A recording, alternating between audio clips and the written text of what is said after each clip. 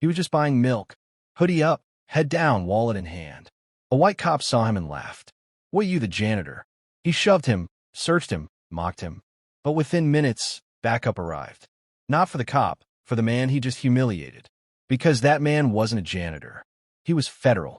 Tuesday evening, quiet, cold, unremarkable. Marcus Jenkins walked through the sliding doors of a small grocery store in suburban Arlington. His hoodie was up, his posture calm, and his boots still dusty for the construction site he'd left 2 hours earlier. In his hand, his wallet in his cart, almond milk, soup, and a frozen dinner. Nothing loud, nothing illegal, just a man grabbing food before heading home. Outside, Officer Kessler leaned against his cruiser, sipping burnt gas station coffee. When he saw Marcus walk in, he smirked. Another one of those types. Hoodie up, eyes down, expensive boots on a working-class budget. Something fell off, at least to him. When Marcus emerged minutes later, groceries bagged. Kessler stepped off the curb. "Hey, step away from the vehicle." Marcus paused. "Something wrong, officer? You tell me. Got ID?" Marcus handed over a laminated city sanitation badge and a perfectly valid driver's license. Kessler snorted. "Let me guess. Your maintenance?" Marcus said nothing. "You dress like you work for the post office. Or is that part of the act?" Kessler grinned, taking a step closer. "Mind if I check the car?" "I do mind," Marcus replied firmly. "Unless you've got probable cause." That's all it took. Kessler grabbed him, forced him against the car, spread his arms. Black male, 30s, possibly intoxicated, refusing commands. "Initiating vehicle search," he said into his radio. Marcus didn't resist.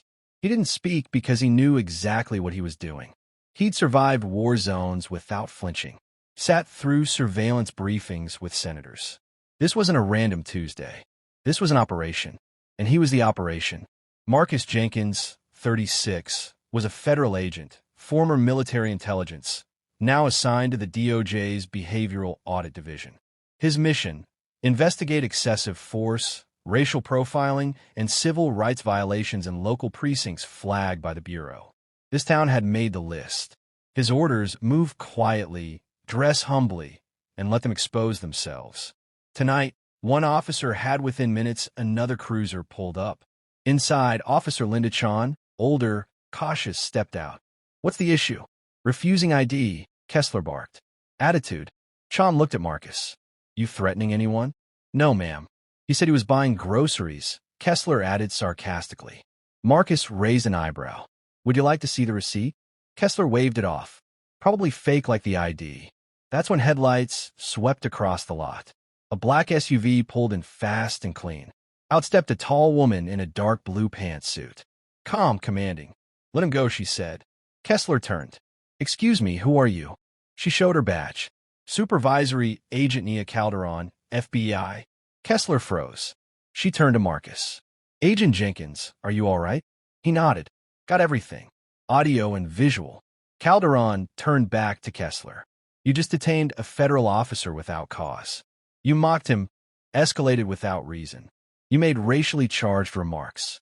All captured on your body cam." He stammered. "Wait, you set me up?" Marcus looked him in the eye. "No, you set yourself up." People nearby had already started recording. A crowd was gathering. The story was writing itself. Calderon spoke calmly. "You will surrender your weapon and badge. Effective immediately. Pending federal investigation." Officer Chan stepped back wide-eyed. "I didn't know." Marcus looked at her. Would it have mattered if I wasn't FBI? The silence said everything. By sunrise, the footage had gone viral. Undercover agent profiled at grocery store.